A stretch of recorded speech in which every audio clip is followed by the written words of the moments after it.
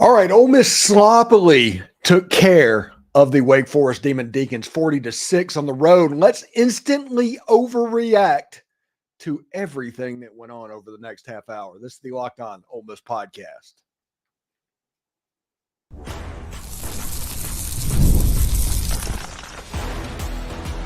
You are Locked On Ole Miss, your daily podcast on the Ole Miss Rebels, part of the Locked On Podcast Network, your team every day. Welcome to the Locked On Ole Miss podcast. I am your host, Steven Willis, a 10-year veteran member of the national media and a former Ole Miss staff member, bringing you the inside scoop on all things Ole Miss Rebels, well, anything that I have anyway. Today, we have an instant overreaction to Ole Miss's dominant 40-6 win on the road at Wake Forest. It was a sloppy game, no doubt. There's no way you can get around that. They had 2 turnovers, over 10 penalties, over 100 yards in penalties, but it's hard to complain too much when the defense doesn't even allow a touchdown. The Rebels have outscored their first 3 opponents by a combined 168-9.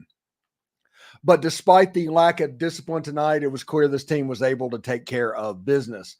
Don't forget to find a second listen on the network. Chris Gordy at Locked On SEC or Corey Burton. Last I checked, they weren't doing so hot down at Georgia State at Locked On Vandy. They provide other perspectives on the SEC, Ole Miss even. So be sure to check them out. You know, the Roy app is live. The Roy app, return on you. JoinRoy.com is where you go check it out. It's the way that you can participate in a different way in the NIL game, and it's also safe and secure. And if those players transfer, what you donate to those players, you can get that money back.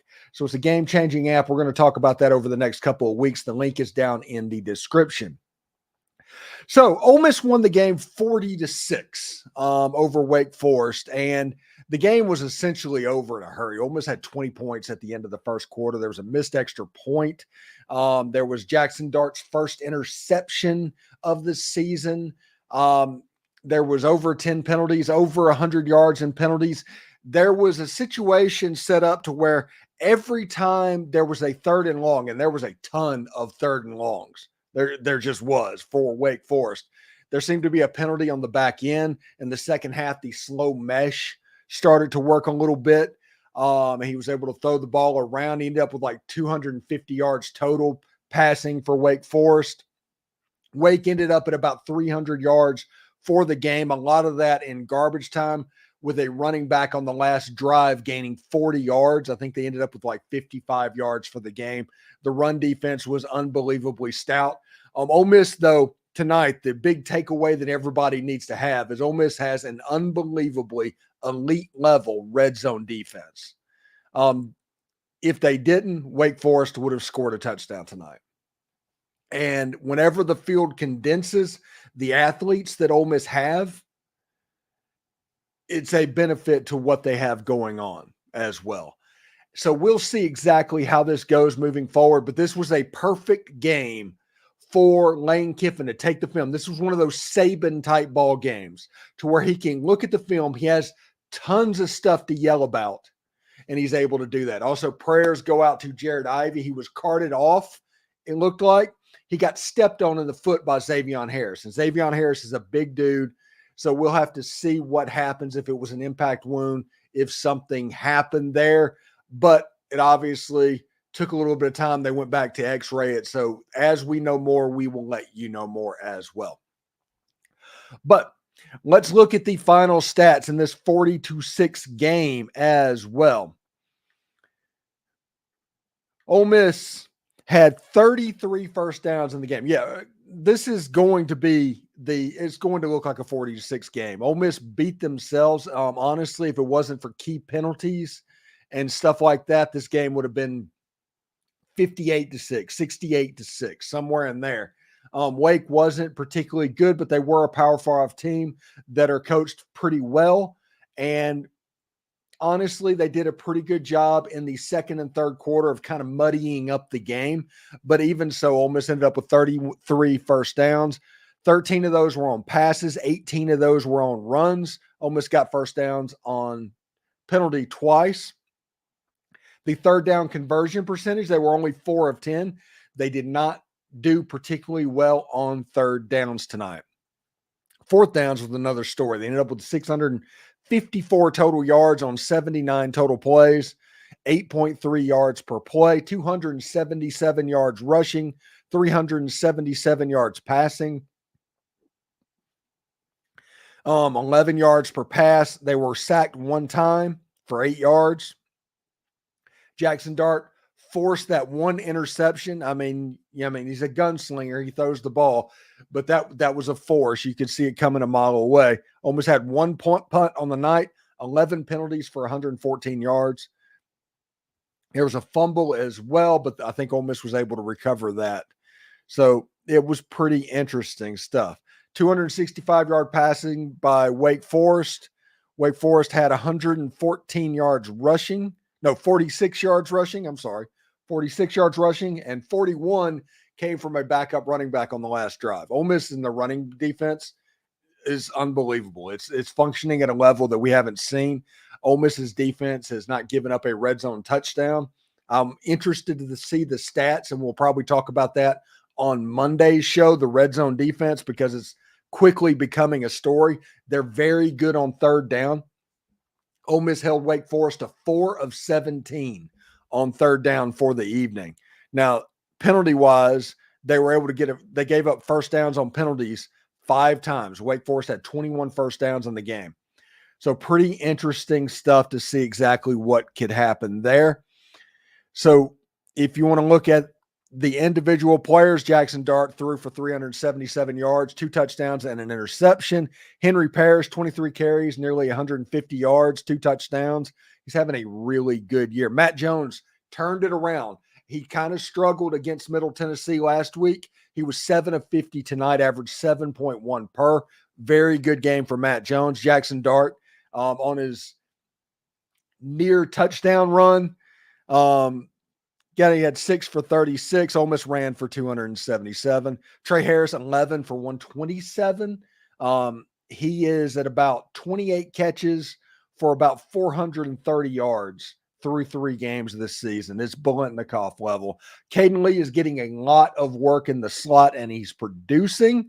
Jordan Watkins had a 75-yard touchdown pass. He's kind of playing on the outside. When you see him line up, that's where Jordan Watkins has been this season. Juice Wells had a great touchdown catch, 3 catches for 60 yards. Henry Parrish out of the backfield was good as well. Caden Davis, 2 field goals made, 1 extra point missed. He was 4 of 5.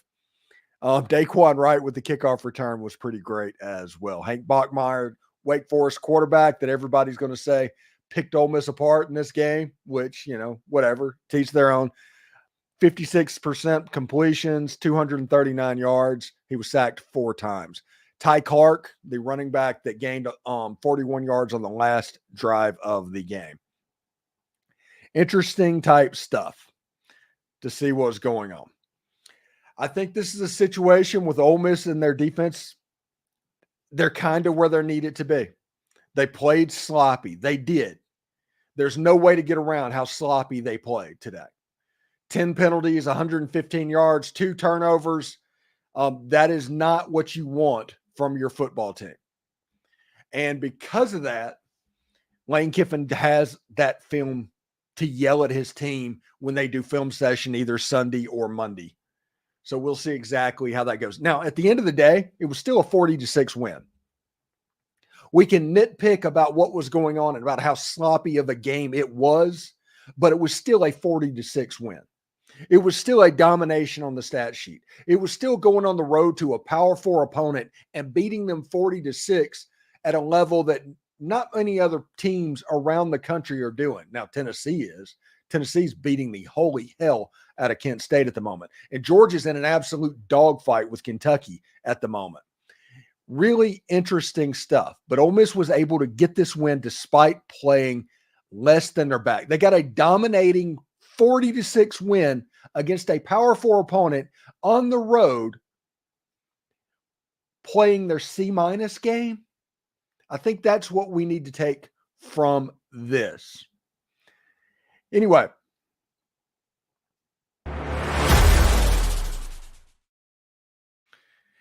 eBay Motors. Let's talk about them real quick. Passion, drive, and patience. The formula for winning championships is also what keeps your ride or die alive. eBay Motors has everything you need to maintain your vehicle and level it up to peak performance. Superchargers, roof racks, exhaust kits, LED headlights, and more. Whether you're into speed, power, or style, eBay Motors has got you covered. And with over 122 million parts, for your number one ride or die, you are burning rubber, not cash. With all the parts you need and the prices you want, it's easy to make your car the MVP and bring home some huge wins. Keep your ride or die alive at ebaymotors.com. Eligible items only. Exclusions apply. eBay's guaranteed fit is only available to U.S. customers. You know, when you're hiring for your small business, you want to make sure you're finding the right people for your job, people that can make your business run better. That's why I'm excited to share how LinkedIn Jobs can help you find those quality candidates faster. And the best part, it's free. I've personally used LinkedIn Jobs when looking to fill roles, and I can tell you it makes a world of difference. The platform helps you reach people who you might not be able to find on other job boards. Sometimes the best candidates aren't actively searching for those jobs, but they're open to the right opportunity. And that's where LinkedIn really shines. It's amazing how easy it is to post a job. Within 24 hours, you're liable to get a qualified candidate. In fact, 86% of small businesses on LinkedIn get a solid candidate within a day. That is huge because over 70% of LinkedIn users don't even visit other job sites. So if you're looking to hire like a professional, head to linkedin.com/lockedoncollege to post your job for free. That's linkedin.com/lockedoncollege to post your job for free and find the right people faster. Terms and conditions apply. So really interesting stuff. Oh, let me go ahead and play this real quick. Yeah. Really interesting stuff to where in this Ole Miss game. The main concern that I have after this was Jared Ivey had to be carted off, it looked like. And what happened on that play is Jared Ivey's foot was stepped on by Xavion Harris. And Xavion Harris, as we all know, is a big, big man. And whenever a cleat steps down on your foot, that can at best be problematic for Jared Ivey. So he tried to walk it off, didn't work. I'm sure the cart took him back there so he can be x-rayed. We'll see exactly how that looks for him moving forward. An injury for Jared Ivey would hurt Ole Miss a pretty good bit because he is holding down that strong side defensive end at a level that's honestly we haven't seen in a while. So Jared Ivey and his hurt foot, we're going to have to pay attention to what's going on to that. Now, what can Ole Miss do if he has to miss any significant amount of time? The benefit, you still have 5-6 weeks until the schedule gets really hard. Period. But maybe Chris Hardy moves out there. Maybe Cam Franklin can play a little bit more. Ole Miss has options on the defensive line at a level that they haven't had in a pretty long time, honestly. So we're all praying for Jared Ivey and see what can happen. But it is a situation that Ole Miss should be able to hold this and weather this situation as well. Other games up there, Georgia is beating Kentucky right now 13-12. If you're watching that, there's 6 minutes to go in the fourth quarter. Kentucky's getting the ball back. So, like I said, it could be worse. Kentucky got completely boat raced by South Carolina a week ago. It could be worse. So, we will see exactly how that happens. Now, when you look at Ole Miss going into this game, the best thing that comes out of this game is Ole Miss played its C- game. It was unbelievably sloppy. We talked about the penalties. We talked about the turnovers. But the important thing is Lane Kiffin learned from Nick Saban how to take advantage of these type situations. So we'll see how it goes as well. We're going to go through the chat now until the end of the show and just talk about that. We got about 15 minutes to go and another break. So we'll see what's up. Mark Walsh says it wasn't pretty, but I'll take it. I hope Kentucky wins. Commentators tried to convince us Wake Forest was winning. It's an ACC broadcast. That was an ACC contract. The CW is going to obviously talk up the ACC. And Toledo, that kind of hurts just thinking about that. Let me bring up real quick the SEC slate going into this week, because the last I saw that Toledo was beating Mississippi State 35-3. New Mexico's in the red zone. They have a chance to cut this lead to one score. Mississippi State is down with a minute left, 41-17. They gave up 41 points to Toledo. Again, you can power rank the SEC all you want. The important thing is Mississippi State needs to be number 17. I don't care what the other ranks are. CW is unwatchable. Very much JP type vibes. Blake Glover says, great game, but everybody won't see the bad calls. Clearly, they tried to keep Wake in the game. It was an incredibly sloppy game. It was a C- performance for Ole Miss, and if Ole Miss would have played a state game, they would have won that game 68-3. That's just the way it would have gone. Please don't make me watch another game on the CW. That doesn't look like that's going to happen anytime soon. CW was a nightmare. I've seen much better high school coverage. The refs seemed biased. The refs were bad tonight. The refs in the third quarter did what they could to keep Wake Forest in this ball game. They genuinely tried to keep Wake Forest in the ball game. And every time it was 3rd and 9, it didn't work, they threw a flag. Every single time. And it was bad. Josh from Taylor, my son said this is worse than Flow Sports. You're probably not wrong there. Jay Cannon says it was sloppy, but I'll take the victory playing an ACAC team on the road in Lumberton, Mississippi. That's Jay Cannon. Yes, absolutely. We'll see exactly how it goes. Blake Glover says it was funny how every time we got a turnover, our big play flags came every single time. Yeah. Michael Speck says, announcement, State will not win the MAC. Like I said, you can do whatever you want to in SEC power rankings as long as you put Mississippi State at number 16. That's the worst team in the Southeastern Conference. It's not close. And that's with Vandy losing a game, I think, today. I think they lost a game 36-32 to Georgia State on the road. The officials caused the first down. It was complete BS. Indeed, a win is a win, and I'll take it. Exactly right. Kentucky is only 1 point behind Georgia. Yes, it's 13-12 right now with about 5 minutes to go.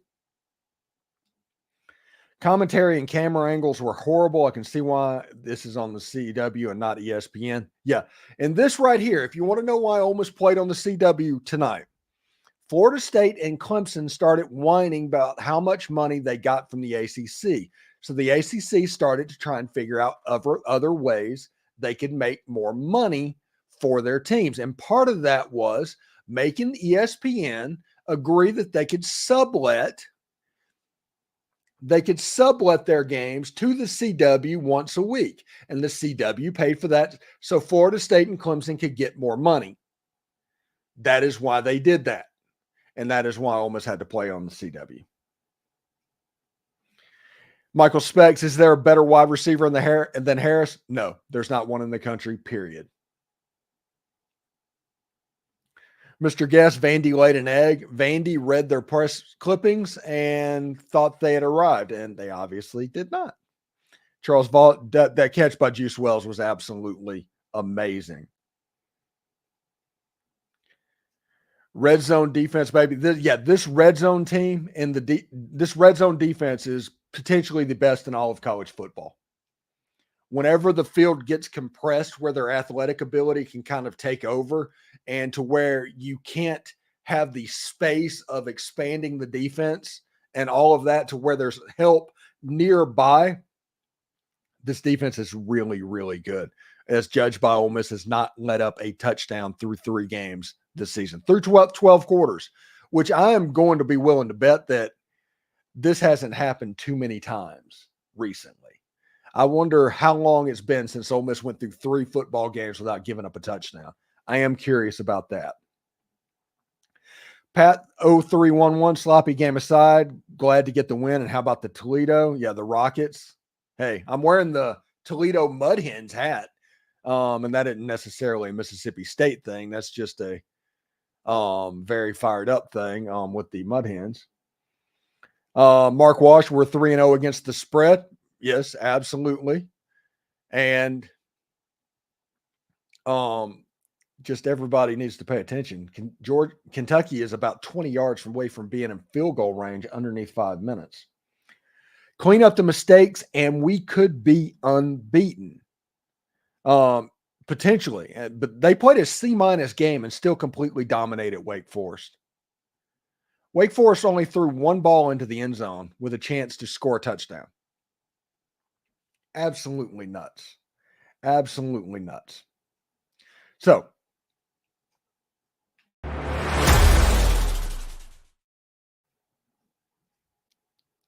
I need to take that off real quick. Sorry about that.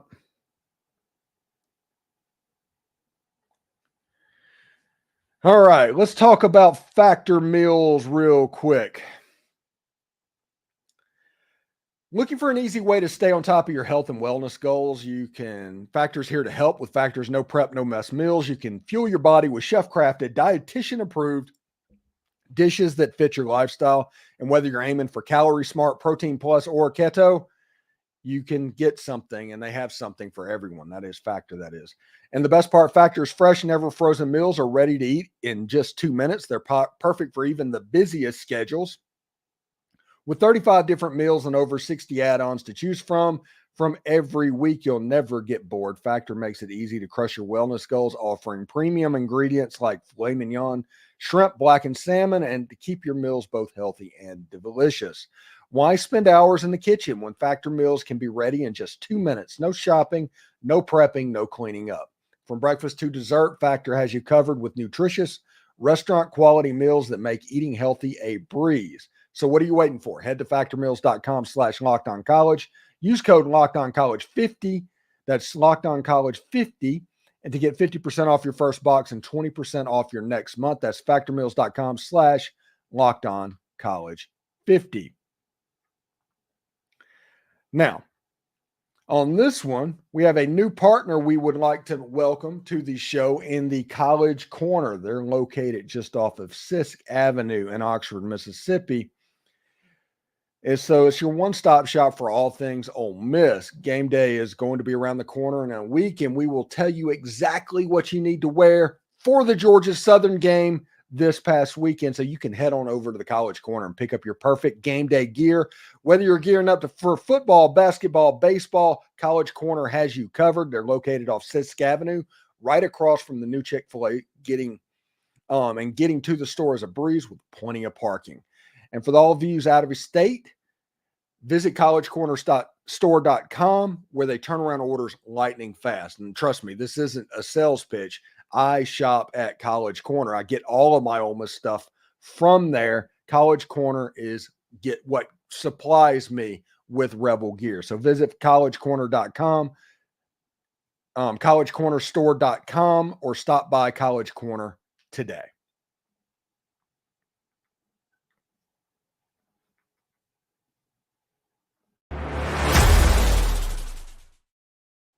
All right, so let's go back into the comments real quick and cover those for about the next 10 minutes or so.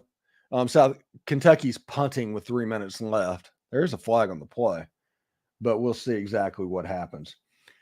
David Chambers says it was poor officiating, one-sided as hell. Yeah, it was terrible. It felt like there was a concerted effort to keep the ACC team in there. After seeing LSU play, do you believe we will be an underdog after today? No, not even a little bit. LSU looks like they're going to be a 7-5, 8-4 team this season, and South Carolina's the same way. Those are two very mediocre football teams. Ole Miss is going to be the favorite in 11 of the 12 games at least they play. They might, at this point, I don't know if you should count out that Ole Miss will be a favorite against Georgia, because Georgia does not look good right now. Period. Grind City Flips. I will never forgive Vandy for what they did to me tonight. Right. Michael Speck, State's not so bad that it's not even fun to make fun of anymore. David Chamber, 1-0 today. We need to move on. They will. They're going to get yelled at in the film room, and it's going to be pretty fantastic, and it's exactly what they needed. I'm telling you, tonight was a really good night because Ole Miss blew out the game. They got nearly 700 yards of offense. They looked like crap doing it, and all of a sudden, Lane Kiffin's like, hey, we can do that. It's not just a 40-6 game. This is what was wrong. Aaron Cooper says Pupal threw up the land shark tonight. He did. That was awesome. I hope that becomes a thing, honestly. So we'll see how it goes. Ulysses Bentley got carries at the end of the game. Mike Biggs says he wants to see Ulysses Bentley the fourth. Yeah, he was in on the last couple of plays. Florida State is awful. It's potentially the worst team in the Power Five, honestly. They're terrible. Memphis just completely took them apart. Garvin Keene, as an older Rebel, it's been awesome knowing our best team showing up every week since Kiffin has been there, one game at a time from Nesbitt. Mike Big, there aren't many better than Juice Wells. He's pretty insane. Juice Wells with the insane catch of 2014. Rodney Manor, we were always going to dominate Wake. I was more frustrated with the commentators and official than it was with our mistakes. I trust we'll have the mistakes cleaned up.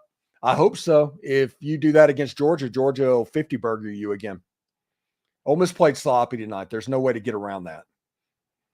Mr. Guest says 1964. I'm assuming that's the last time they went the first 3 games without giving up a touchdown. It's really cool to finally be so talented we can crush people with a 6C game. Yes, absolutely. Alan Beck says SEC fans have no business complaining about somebody else's bad refs. Potentially, but it was fairly one-sided, and everybody can complain about everything. Michael Specs, hit the like button. Thank you. Mr. Guest, you mean Bama, Georgia, and LSU can't complain about the refs? Yeah, because Ole Miss still has to deal with bad refs in the SEC. Pupal did throw up that land shark. That was awesome. Kenny McCord says, hotty toddy Steve. Thank you, Kenny, for watching. Perkins with a nice pick tonight. Had a sack as well. This was Sontaran Perkins' best game as an Ole Miss Rebel. A sack and an interception. He was a menace, and he's probably going to play a little bit more. We're going to see what they do with Chris Hardy, but I mean, if you cart off Jared Ivey, you have to assume that it's going to be problematic, at least for the foreseeable future. Georgia does not have a good offense. Yeah, who knew that Ladd McConkey and that alien tight end, I can't remember his name, meant so much to him.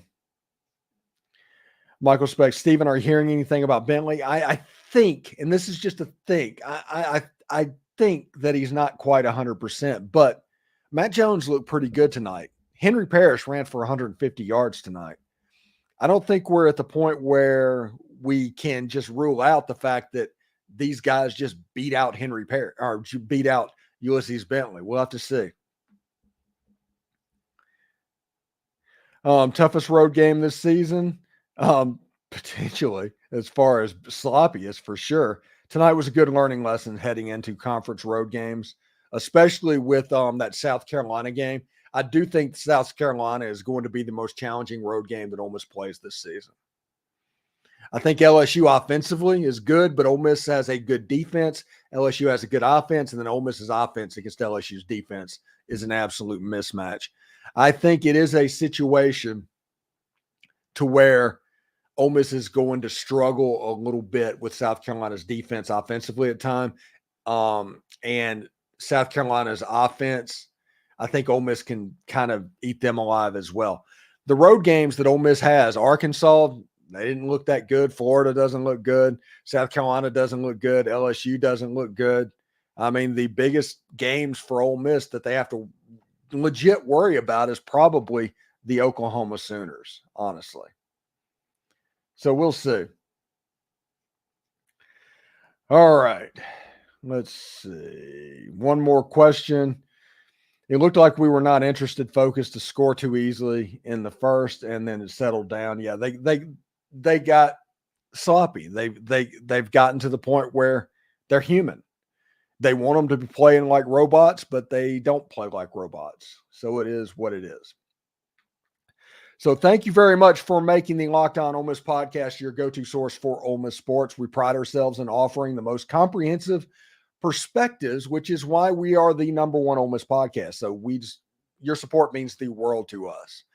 Check out Locked On College Football Podcast. From NIL deals to never-ending conference realignment rumors, Spencer McLaughlin gets you ready for an exciting season on the gridiron. You can find a link to the Locked On College Football Podcast